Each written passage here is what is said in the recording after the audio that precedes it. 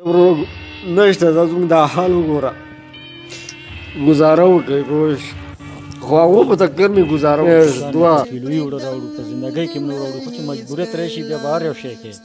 ستاسو کور آباد غوړي وړه هر څه م راوړي دي ډېره مننه درنه کوم کور م آباد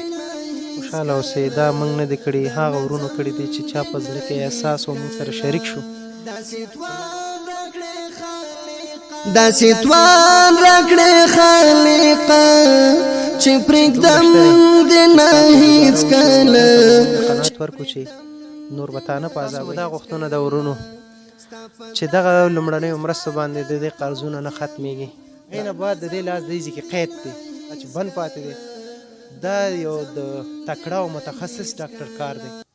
چې په خپل هنر سره او په خپل ګزاره وکړئ پوه شو خو هغو په تقدیر مې ګزاره وکړه دوه ورور مشه بس خیر دی دوسته چې راشي پیسې غواړي پیسې راکړه چې نه بس چېرته څه ووایي د باندې وموږ د مسلم په زندګۍ څه پوهېږي څه رقم ژوند لري ډیره ناچاره زندگی او د مسلم بیچاره زندگی ډیره د سختۍ سره حالت کې ما بل ورځ راغلی و چې نن شپږم ورځ چې په کور کې مړه لومړنۍ مرستې ځکه هم درته ورسول چې کورنۍ د سختو حالاتو سره وه کور آباد تاسو اوس هم ډېر څه کړي دي موږ دې دومره حد ته راغلي چې تولکۍ وړو ته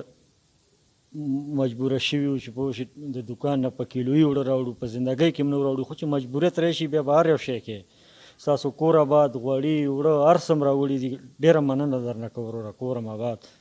خوشحاله اوسئ دا موږ نه دي کړي هغه ورونو کړي دي چې چا په زړه کې احساس و موږ سره شریک شو اوس چې درنه قرض غواړي څه احساس کې بس څه احساس کوم وروره بس خیر زړه مخ ښکته کوه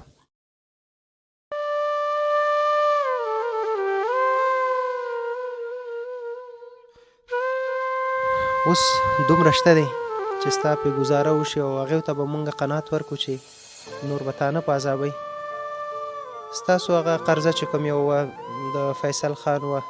د هغه جمع کړې مې د قاري صاحب حیات الرحمن مې جمع کړي دي هغه چا چې ستا په درملنه کې مصرف کړی د هغې مې جمع کړي د هغې بیل ما سره شته دی له تاسو مو دا غوښتنه د ورونو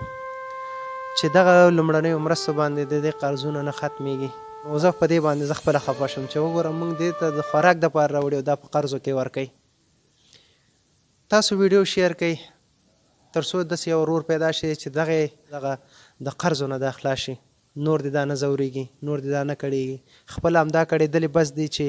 په یو لاس معذوره شو تر څنګ یې وسوځېدو عملیاتو ته هم ضرورت لري چې دا باید ترسره یې کړي تر څو په خپلو لاسو بیرته لاله نفقه د خپلو ماشومانو دپاره وګټي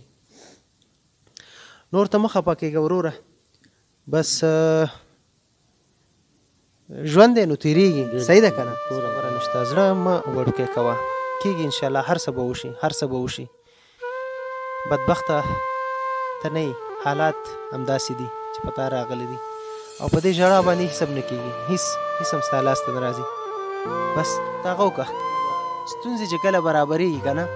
د ستونزو په مقابل کې باید موږ او تاسو څه وکړو خندا وکړو هلې خوله خوږه که د خیره ته یو ښایسته غوندې چک ولګوه چې زه دې وګورم اوس زه لاړ شم توان راکړې خالقه چې پرېږدم دې نه هېڅکله راکړې خالقه چې پرېږدم دې نه هېڅکله چې پرېږدم دې نه هېڅکله